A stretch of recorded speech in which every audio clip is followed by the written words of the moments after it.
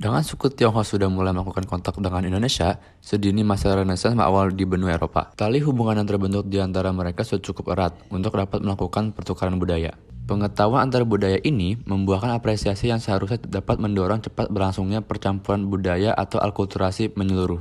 Namun, mengapa sampai tahun 2015, perfilman Indonesia masih mengangkat kisah susah hidupnya seorang Tionghoa di Indonesia?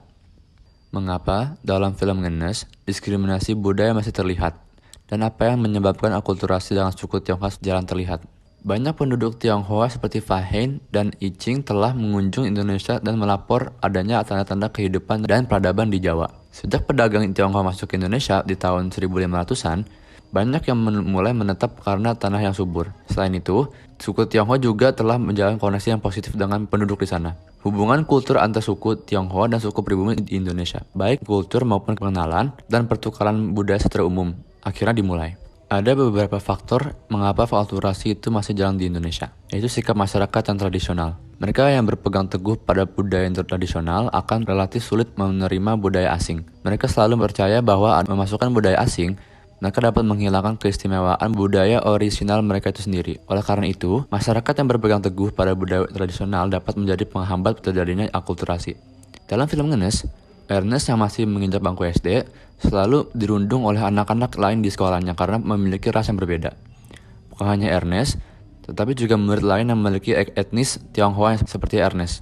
Karena adanya pegangan teguh terhadap budaya tradisional, etnosentrisme menjadi suatu hal yang cukup lumrah ditemukan pada masyarakat Indonesia. Dalam film, orang tua Meira pada awalnya menentang pernikahan Meira dan Ernest karena perbedaan suku mereka.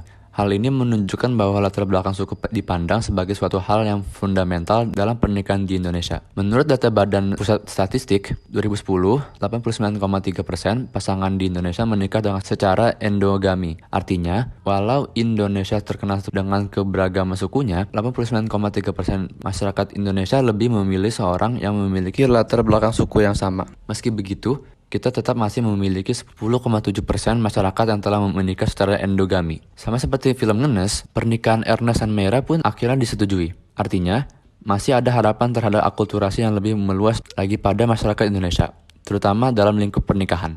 Suatu langkah pertama untuk mencapai hal tersebut adalah keterbukaan. Keterbukaan yang konsisten terhadap hal-hal yang belum familiar akan akhirnya melahirkan toleransi.